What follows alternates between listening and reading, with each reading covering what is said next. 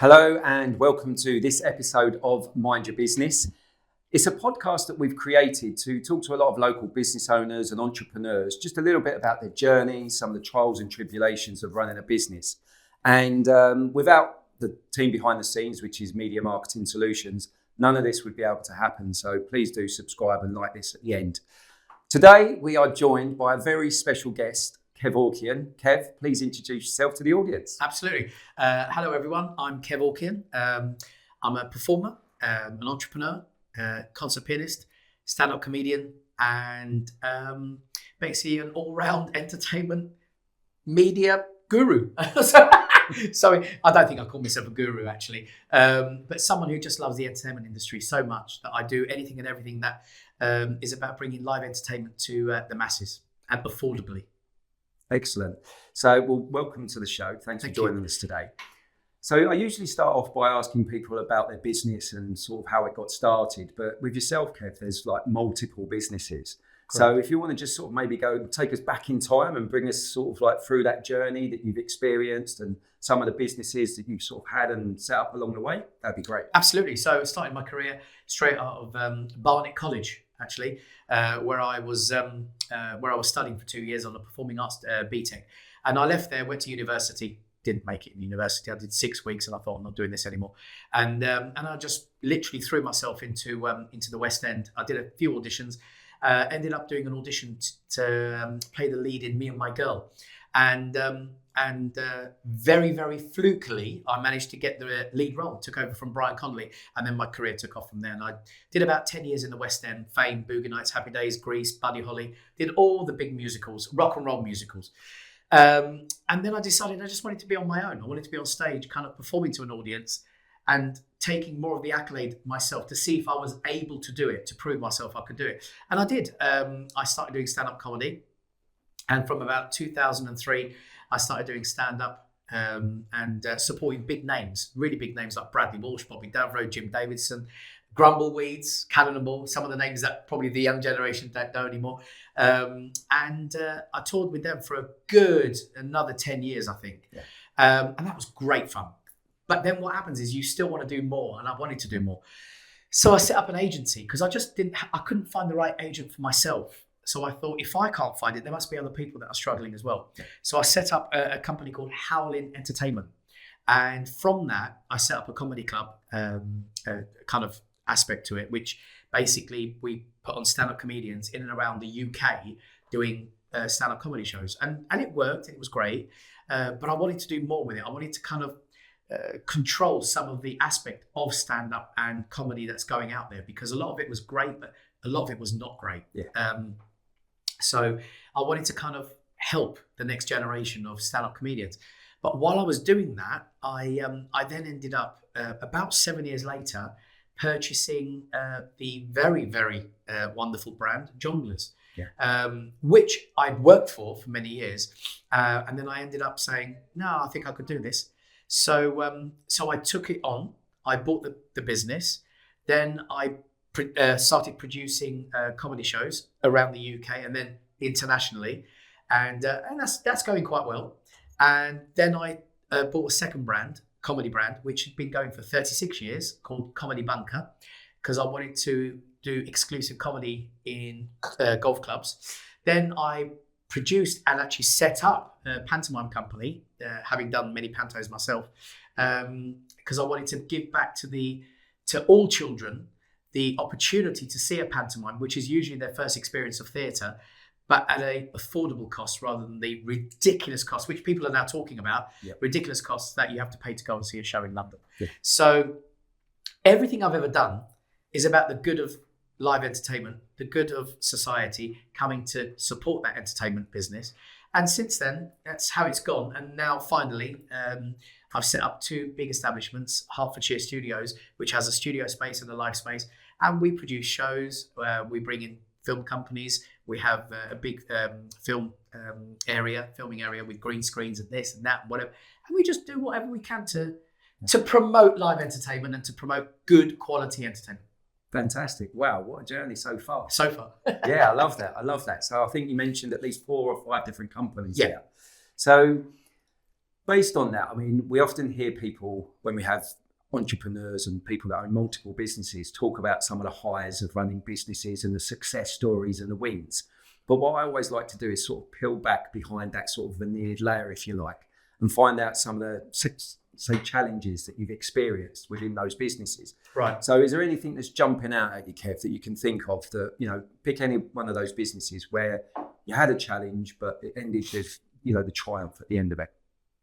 I think the biggest one I can talk about will be, for me at the moment, is British pantomimes. All the other ones are still big challenges, and day in, day out, you have your highs and lows. It is what it is. That's business. We all know that. And if you're winning all the time, then you're not looking at your business properly, I don't think. Absolutely. So I set up this company during the pandemic, and I called it British Pantomimes, and I fluked it. The domain name was available, which is ridiculous to think that a domain name like British Pantomimes is available. So I trademarked it, and I basically bought the domain. And I set up a business training other people on how to do pantomime during the pandemic. While people are twiddling their thumbs, wondering what the hell they're going to do next, I thought, let me train them, because we could do with good comics, good dames, good artists in pantomime. So I started this workshop, and I was charging a premium for people to join the workshop and do a 12-week course on how to learn.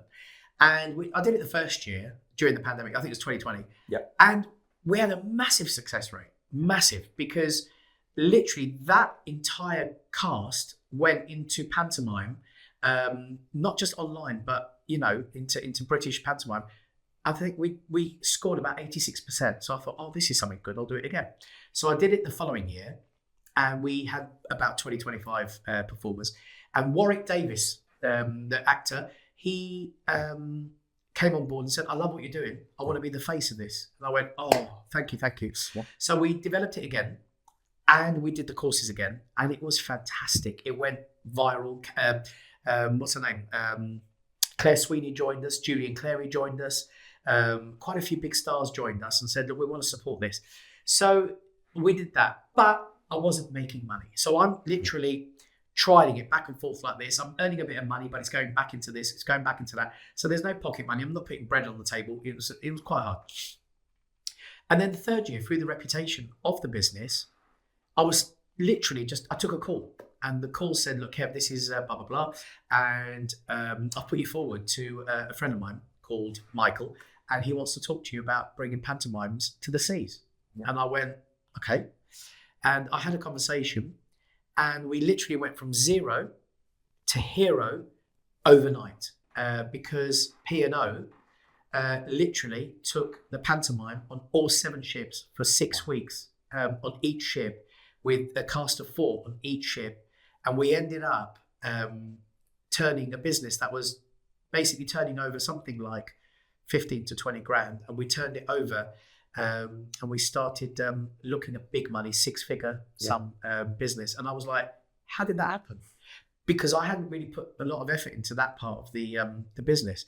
And since then, the effort we've put in has been the reputation of the actual shows, the writing, the music. We've used brilliant directors, brilliant choreographers, brilliant producers, and we've ended up with a product that is now being churned over year on, year out with P&O, and now other ships are looking at us and going, we could have that as well. Yeah, fantastic. And I think this is testament to you, and congratulations on that story, because a lot of the time when I talk to a lot of business owners and they're in their infancy, in other words, not necessarily startup, but they're in their first year or 2, or maybe even year 3, and they're sort of saying to me, look, Mark, it's not happening, it's not materialising, things aren't coming to fruition. And I say, you need to realise that a lot of businesses don't really start making it until they've hit sort of year 5 or even year 10. So the fact that, you're telling us now that the first 2 years and even the third year, nothing happened, and then all of a sudden it all sort of started to come to fruition. It's all that hard work in the early days that then start to pay off. I think it's also, that's spot on, by the way, and everything you've just said is categorically a fact, what you just said. But also, you've got to take into consideration, it is consistency, which is paramount to making a business work. Yeah. It's also reputation is paramount to making a business work. And it's also accepting that your failures are a lesson of positivity, not a lesson of negativity. Yeah. And if you can accept that, you can go from being a nobody to being absolutely the number one in the world. And that has happened to many people, many people from the likes of, and I've mentioned it many times, but the likes of, Richard Branson, Jeff Bezos, Mark Zuckerberg, all these big multi-billionaire people, even Elon Musk. But every one of them were consistent. They continued. They allowed the failures to be a lesson to drive them forward. Yeah. And I think where businesses fail, and you talk about 5 to 10 years, where businesses fail is that they don't accept that it's going to take that long. Absolutely. That's it. And I love the fact that you mentioned about the positivity, because I quite often get a lot of people saying to me how positive I am. And I was watching a podcast, it was either yesterday or the day before, and it was one of the big podcast people, I can't remember exactly who it was now, but the guest that they had on said something that really resonated with me, because they said a lot of the time, most people are looking for that positive attitude, that positive mindset, reading positive books or watching positive things. So he said, so let me ask you a question. Do you think it's more important to be having those positive thoughts all the time, or do you think it's more important to have less negative thoughts? Oh, wow. Well, for me, I think anyone who knows me will categorically say they have never seen someone with a positive attitude full time. Yep. That's me. I have negative moments, don't get me wrong. I have moments where I don't doubt the process. I doubt my thoughts and where the direction of that process is going. So I tend to have moments where I go, have I thought this through? Yeah. But I know the outcome because I've seen the outcome. So what I've done is, if this is your business and this is a 60, 70 year business, which in my opinion is not a 60, 70, mine is an infinite business. Yep. So once I'm dead and gone, that will then run with another person and another person and another person, because the concept and the principle behind my business is important. But if it's here and this is your journey, okay, and you're moving forward, don't think for 1 minute that your journey is going to be a smooth ride. Your journey is going to go like this, come back, up there, and this, and it's going to come back here. If you can accept that and you can see what's here, then reverse. And I work that way.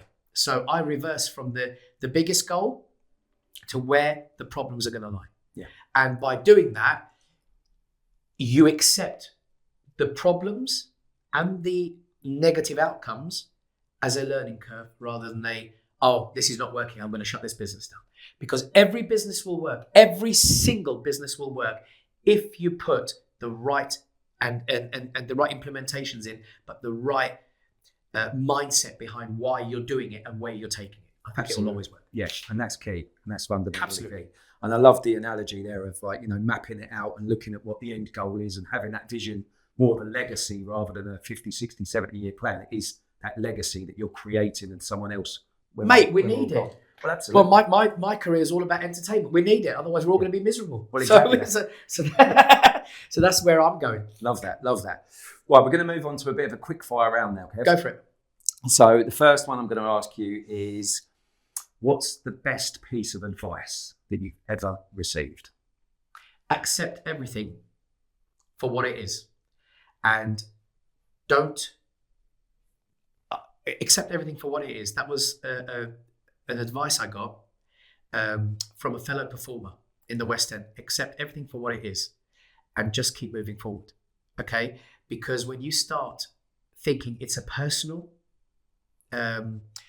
vendetta against you for something going wrong, then you've already failed. Yeah. Okay? Because nothing is personal and nothing is about just you. Yeah. Your journey, your mindset is what you make it. So accept everything.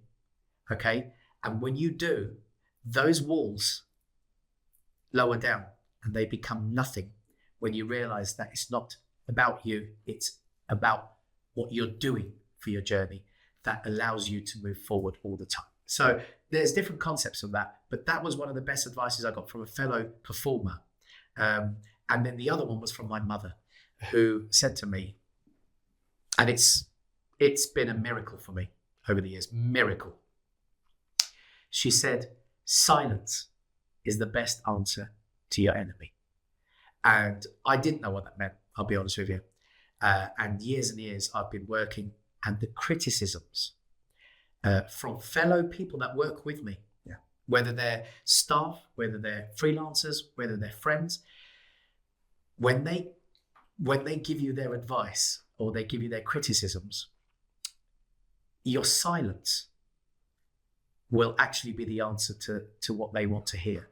Because when you don't retaliate, then there is nothing for them to come back on to you for. So my mother always said that. She said, just sit back and don't say anything. And if you retaliate, then it's your fault.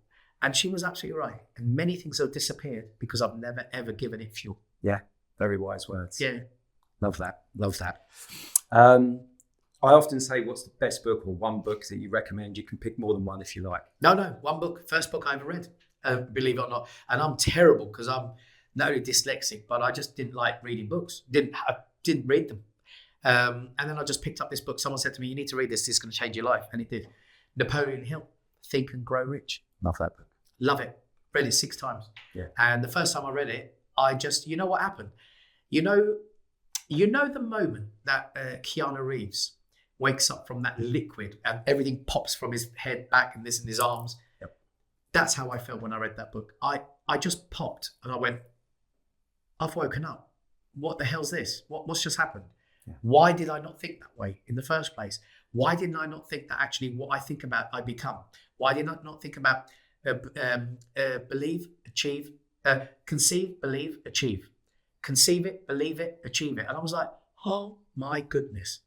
And I just started going goose pimply and I went, and my wife at the time turned around and said, what's just happened? She said, you've got colour in your face. I said, I've woken up. Yeah. And that was the book that woke me up. Yeah, that is an amazing book. Highly recommend that one as well. Podcasts. What's your favourite podcast at the moment? So I tend to listen to podcasts that are more about mindset. Okay. And they're more about people kind of thinking their thoughts and how they would achieve them. So for me, podcasts are, I don't want to put one specific one because a lot of them are very, they're in a bundle for me. There's different ones. There's everyone from Simon, I forget his surname, Simon Lee, through to Tony Robbins, of course, through to, there's an Armenian guy in Armenia. He's come up with a concept. His name's, it's an Armenian name called Harut Sasunian. And he does a podcast in Armenia. And it's all about how do you pick up your frequency of yourself and you send it out to the world.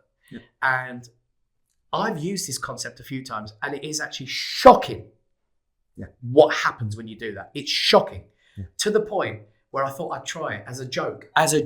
Yeah. And I lifted up my frequency because he said, this is how you lift it. And I lifted it up and he said, and just vision it and hold on to it. He said, if you can vibrate at that frequency for more than a minute or two, you've already changed your life. He said, because it's a magnetic attraction. So I thought, okay, I'm going to do this. And at the time, I had August and September in my calendar on the wall, completely empty.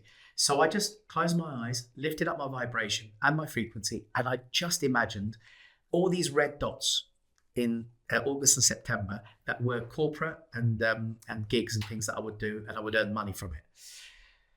30 minutes later, I'm not making this up, Mark. 30 minutes later, I get a phone call from a guy called Jimmy who contacted me and said, hi, Kev, how you doing? I said, good. He said, how's your August and September looking this year? I'm not making this up. And I went, well, actually, ironically, he said, I'm a bit low on gigs and that. He said, I've got 38 dates. Would you like them? End of. Yeah, manifestation so at its best. Yeah, and I do it every day now. Every day. And I get a lot of wonderful things that happen. Yeah, fantastic. Thanks for sharing that. Really appreciate that. Great insight. So moving on to like the now. So I often ask the guests that come onto the show what they're currently working on or what they're going to be working on in the very near future. So what sort of things are you looking to do? Mark, this is a really difficult question. I do so much. Yeah. Okay. It's actually, you can't put it into, I know in England, by the way, we like to pigeonhole people into a certain way. Whereas America, they're very much like, no, he does this and does that and there. With me, I am very much. Yep. So I have everything from production shows that I produce That's this year's Christmas pantomime in Hoddesdon, which is now officially we are the only pantomime in Hoddesdon as an official kind of production show. So we produce pantos. We do it for P&O as well. We've got a big project with them this year. So we do all that. Then I've got my comedy clubs. Then I've got all these other projects and whatever. But one of my biggest passions right now, which I kind of put my heart to, is Men's Mental Health Day. Yep. Now, the reason I've done that is because statistically, too many men, I hope this is okay to talk about. 100%. Too many men statistically take their lives, suicide. Okay, and that can be everything from divorce, that can be post, stress disorder. It can be many, many different things. But men take their lives regularly, and it's a really sad thing. And a lot of children are brought up orphans. A lot of children are brought up without a dad or a single mum, and this and that, whatever. And we've got to look at that. And it's not just men, women as well. So having gone through many different stages in my life, I've seen many friends come and go. I've lost many friends, many friends. So I think to myself, nah, enough's enough. Yeah. And you get to that point, and enough is enough. So I've set up this Men's Mental Health Day. And all it is people come along and they sit down, men and women. So women want to understand men in a different way. They come along, they sit down, they hear stories. And all we do is we have speakers from all walks of life. The first one we did was in April, and we had a stuntman that does stunt work for, he covers Vin Diesel as a cover, but he does stunt work, he does this and that, whatever.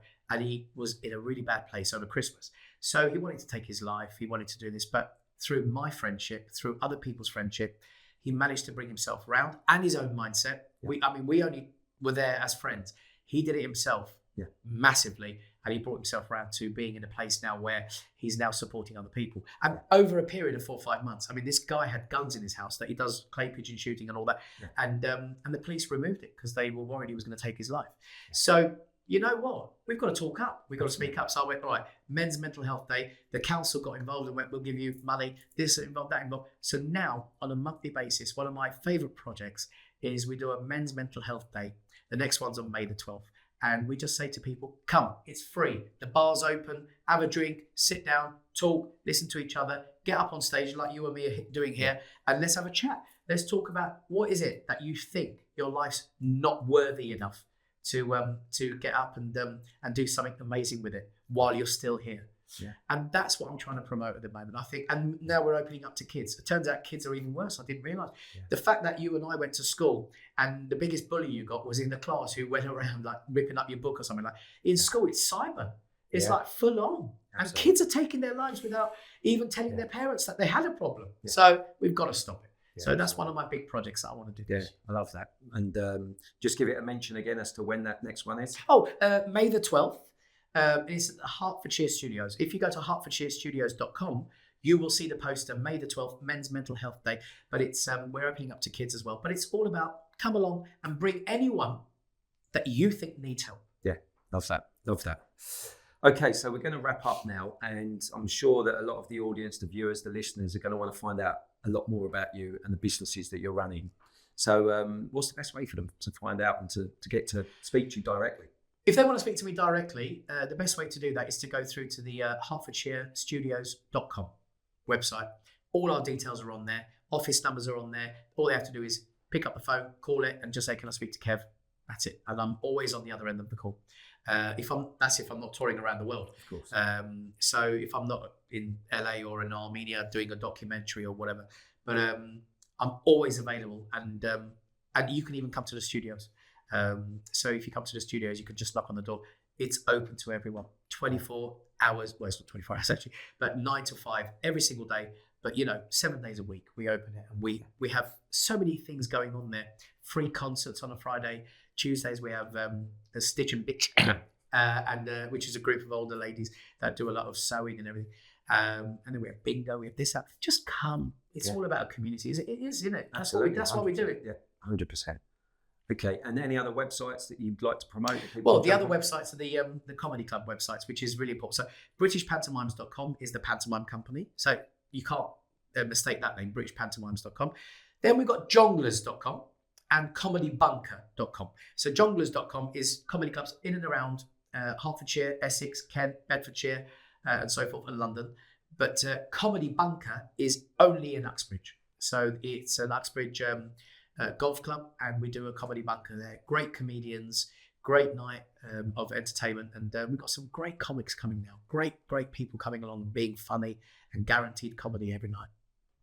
So that's a wrap. You've been watching Mind Your Business. Thank you very much. Please do subscribe. And again, without the support of Media Marketing Solutions, none of this would happen. So go check them out. Bye for now.